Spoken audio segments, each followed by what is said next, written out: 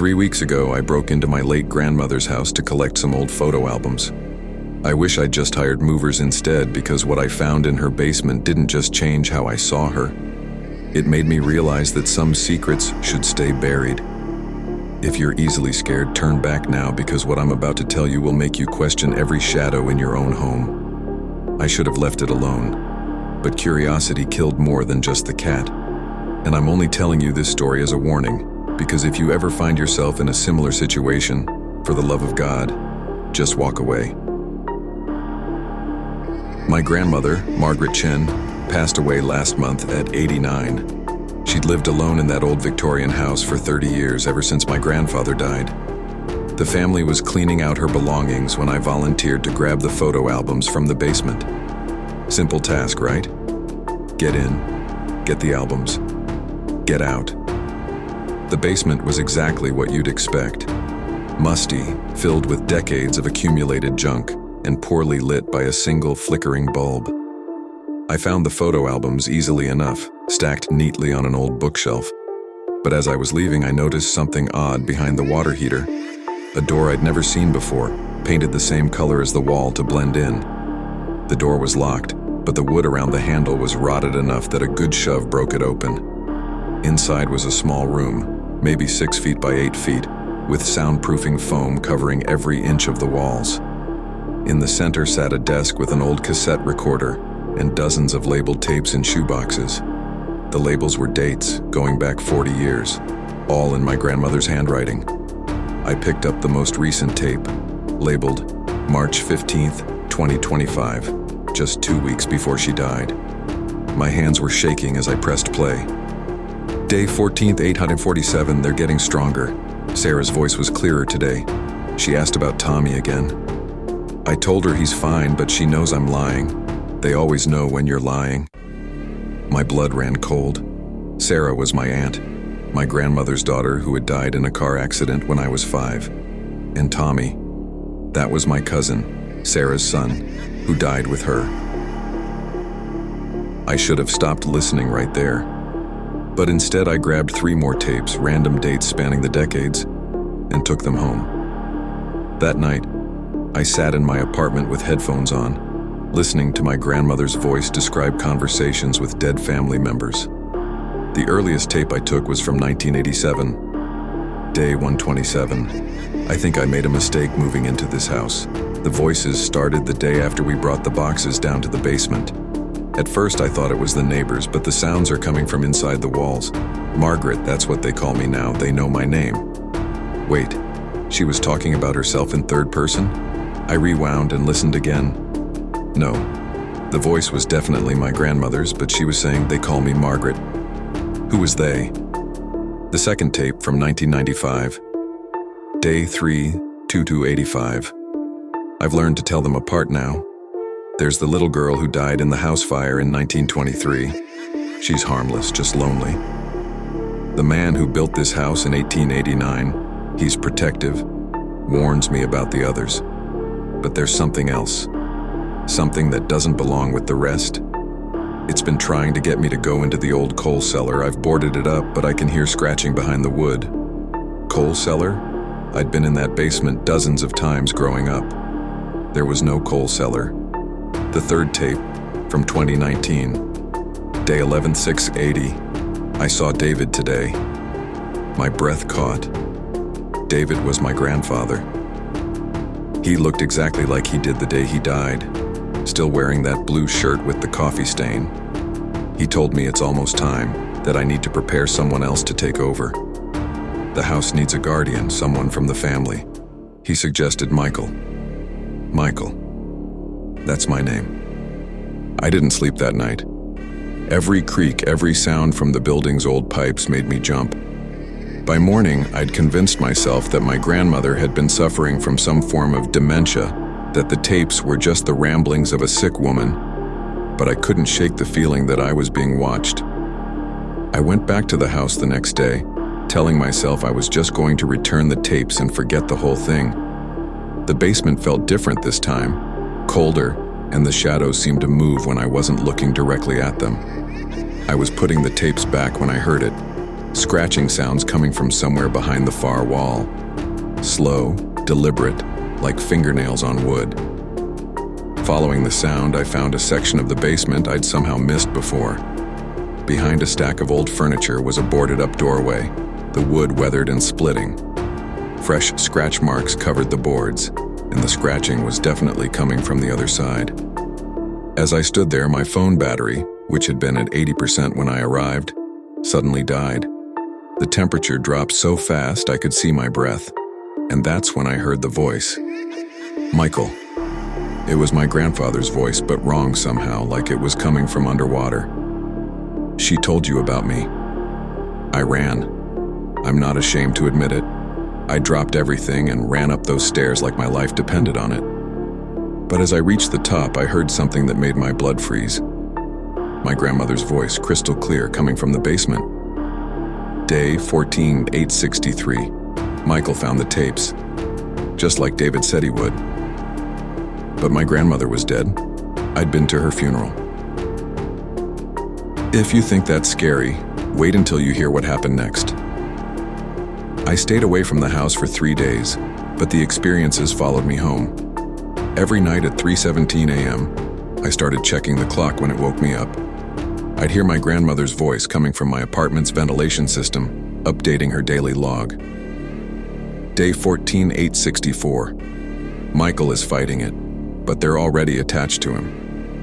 Day 14-865. He'll be back tomorrow. The house calls to family. Day 14-866. Sarah wants to meet him properly. On the fourth night, I woke up to find a cassette tape on my nightstand that hadn't been there when I went to sleep. The label read, "For Michael, listen alone." I almost threw it away. I should have thrown it away. But at 3 a.m., with your dead grandmother's voice echoing through the vents, curiosity becomes a compulsion. My grandfather's voice filled my headphones.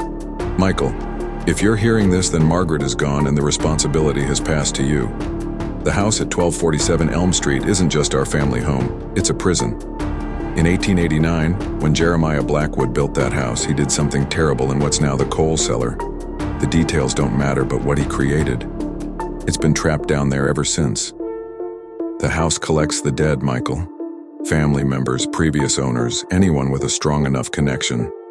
We're not haunting the house, we're guarding it, keeping what's in the coal cellar from getting out. Margaret understood this. She spent 50 years feeding it just enough energy to keep it satisfied but contained. But now she's gone and it's hungry. It will try to trick you, manipulate you, use our voices to make you trust it. Don't listen. The only way to contain it is to take Margaret's place as guardian. The alternative. The tape went silent for 10 seconds, then, Michael, it's loose.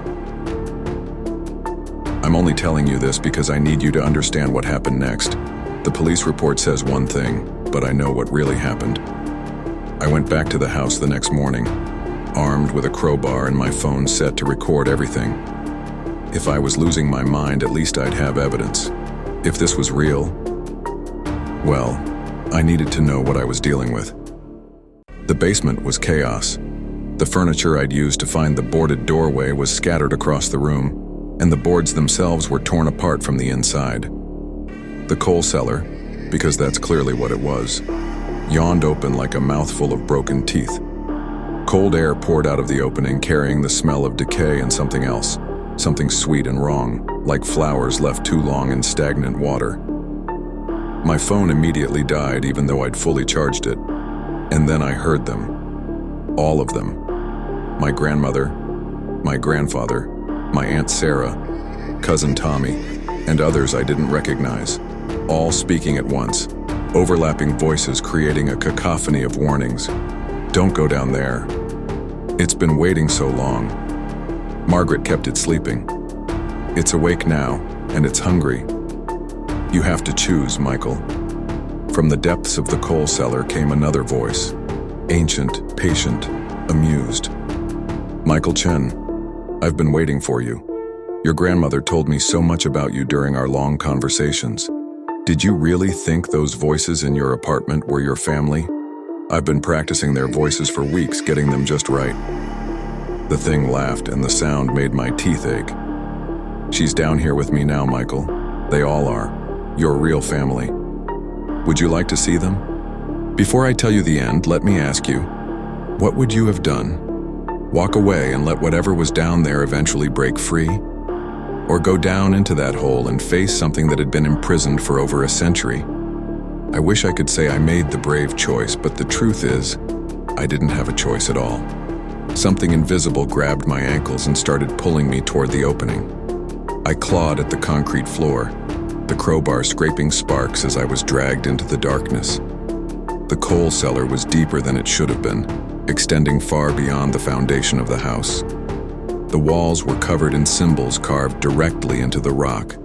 Not random scratches, but deliberate designs that hurt to look at directly. And at the bottom, in a circular chamber lit by an impossible phosphorescent glow, I saw them, my family, all of them, standing in a circle around a pit that seemed to go down forever. But they were wrong. Translucent, their faces slack, their eyes empty. Puppets wearing the faces of people I'd loved. Beautiful, aren't they? The voice said, and now I could see its source. A shape in the pit that my brain refused to process properly. Sometimes it looked like a person, sometimes like smoke, sometimes like something with too many limbs and teeth. I've been collecting them for so long. Each guardian feeds me their family, one by one, until there's no one left to take their place. Then I can finally leave this place. Your grandmother lasted longer than most. 50 years of feeding me just enough to keep me satisfied. But she's gone now, and I'm so very hungry. The fake version of my grandmother stepped forward, her voice a perfect mimicry. Michael, you have to take my place. Become the guardian. It's the only way to protect everyone else. But behind her, barely visible, I saw something else. A faint outline that looked like my grandmother, but different. Her mouth was moving, but no sound was coming out. She was trying to tell me something. I focused on her lips, trying to read what she was saying. The recorder, upstairs. The recording device. I thought about all those tapes, 40 years of daily logs. What if they weren't just records of her conversations with spirits? What if they were something else entirely? Choose, Michael. The thing demanded, guardian or food, those are your only options. But I remembered something from one of the earliest tapes. My grandmother mentioning that the man who built the house was protective, that he warned her about the others. What if the real spirits of my family were trying to help, but this thing was drowning out their voices? I pulled out the cassette recorder I'd brought from upstairs, the one my grandmother had used for decades. My hands shaking, I hit record and spoke directly to the thing in the pit. I accept. I'll be the guardian. But first, I need to understand the rules. Tell me exactly how this works. The thing began to speak and I let it talk. I let it explain its history, its powers, its plans. I let it describe in detail what it had done to my family, how it had fed on them, how it planned to use me. And the recorder captured every word. Because here's what I'd realized. The symbols on the walls, the binding that kept this thing trapped, they weren't just carved into the rock.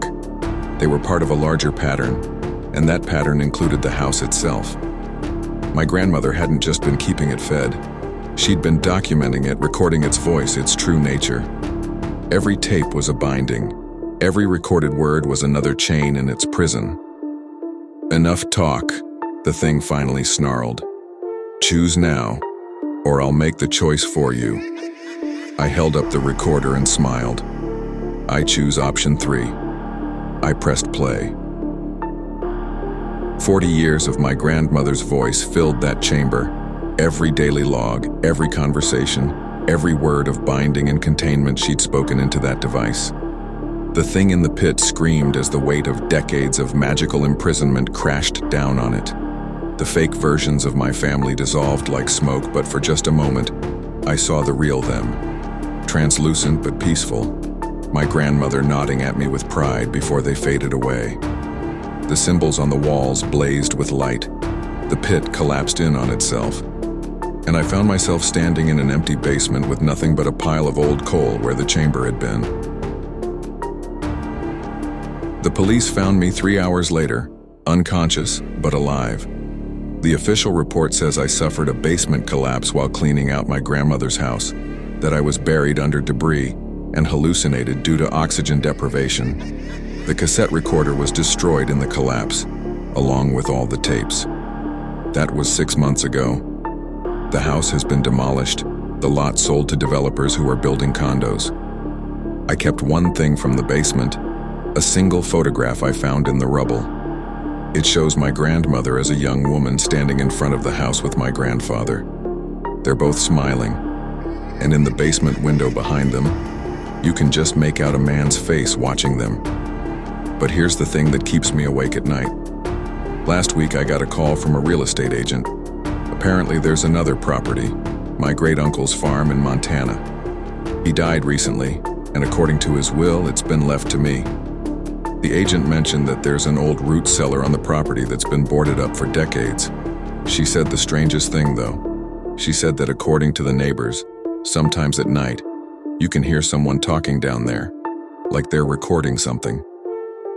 I told her I wasn't interested, but I've been having dreams about Montana. And in those dreams, I can hear my great-uncle's voice, just like my grandmother's voice in those tapes. Day 1. I think I made a mistake buying this farm. So, that's my story. Make of it what you will. But if you ever inherit property from a distant relative, if you ever find hidden rooms or mysterious recordings, if you ever hear the voices of dead family members trying to guide you towards some greater responsibility, just walk away. Some family legacies aren't worth preserving. And if you're watching this video in Montana, and you've been hearing voices from underground, well, I hope you're better at saying no than I was. Sweet dreams, everyone. Don't forget to like, share, and subscribe for more such horror stories.